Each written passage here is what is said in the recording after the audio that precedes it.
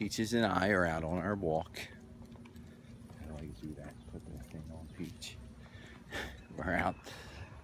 And what I'm going to do is I'm going to record my heart rate. I'm going to do this for a couple of days at different times, whether it be exercising, walking, running, at the gym. We're heading down to the beach, so swimming, all sorts of fun activities. And what I'm going to do is I'm going to graph that. But I'm going to use a different type of graph. Up till now, it's been small amounts of data. I'm going to collect quite a few readings and then show you how you can put that into a chart, something called a histogram.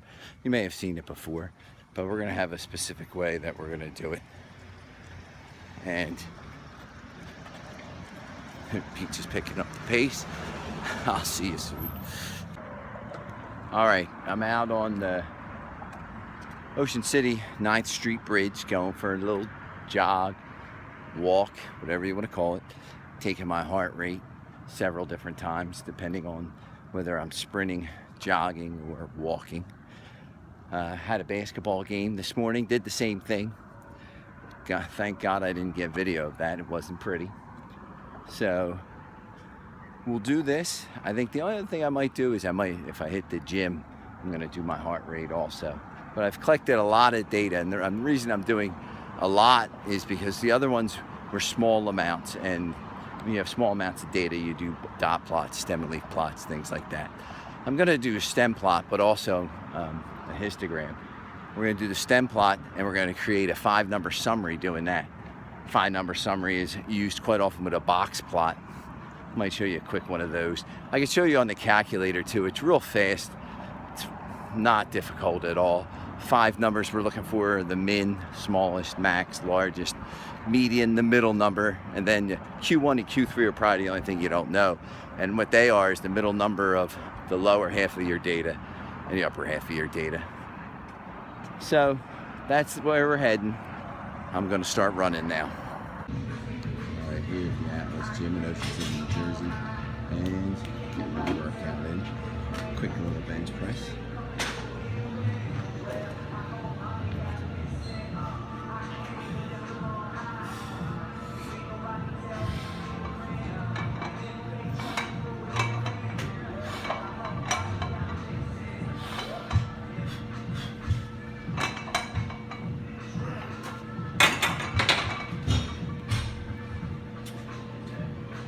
After going out for a walk, going for a run, going to the gym, I recorded my heart rate.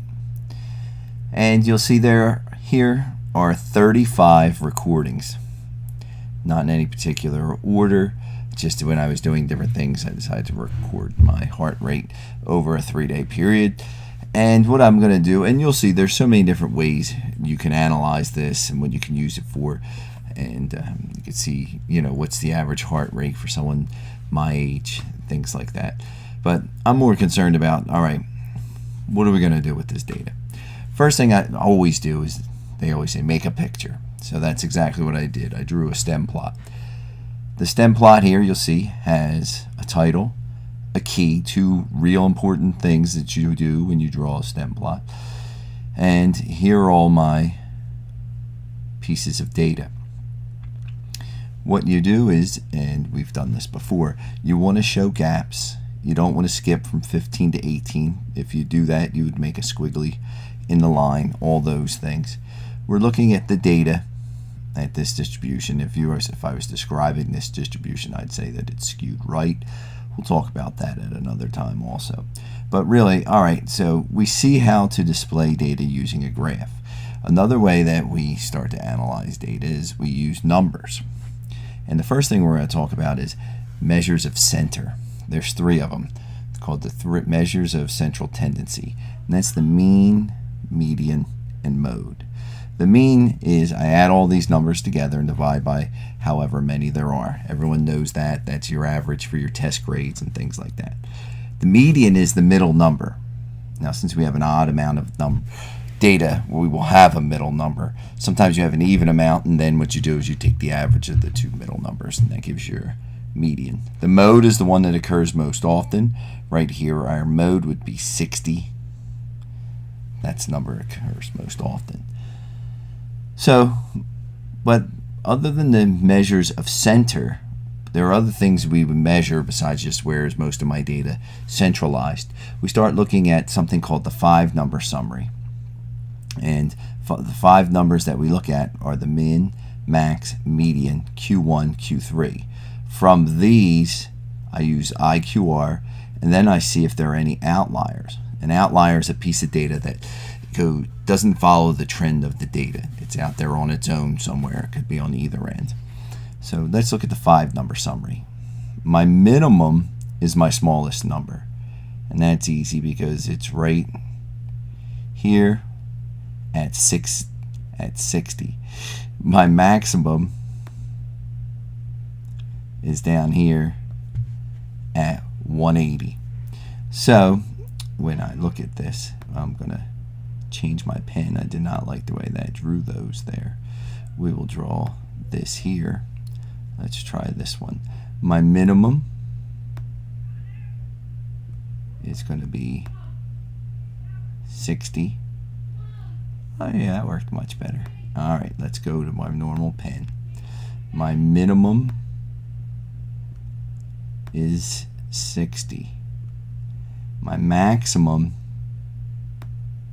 is 180. Now, the median is the middle number. Again, I had 35 pieces of data, so what do? I'll go 35 plus 1 and divide by 2, and that'll tell me where my middle number is. So 35 plus 1, that's 36, divided by 2, I go to the 18th piece. So that's how you always find your middle numbers. You find how many pieces of data you are, add 1, divide by 2.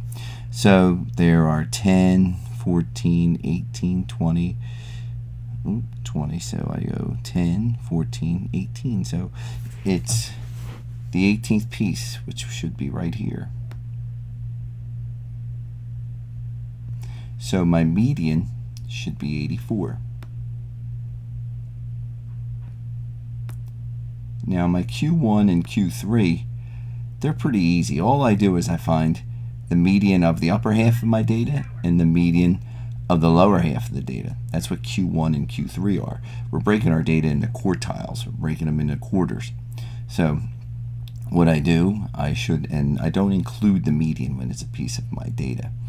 So then I had 18 pieces. There should be 17 here and 17 down here. So if I can make sure, then 17 plus 1 give me 18th. I go to the 9th piece and I go 1, 2, 3, 4, 5, 6, 7, 8, 9. Should be right here, which is 66.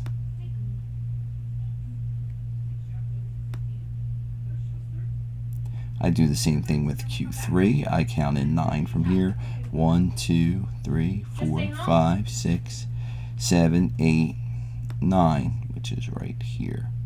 So that's 130.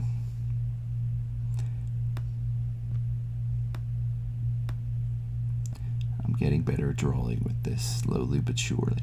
So that's the 5-number summary.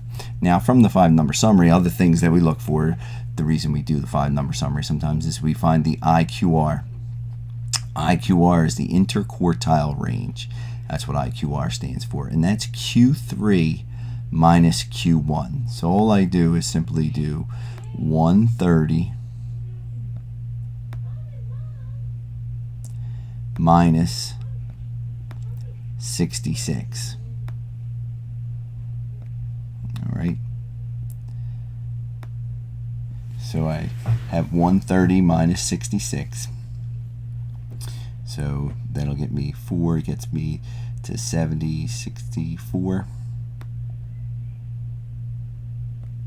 is my IQR. So 50% of my data fall in that range, and the IQR is 64.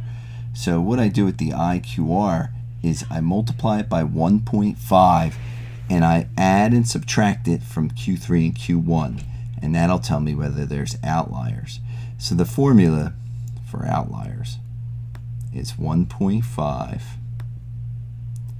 times the IQR.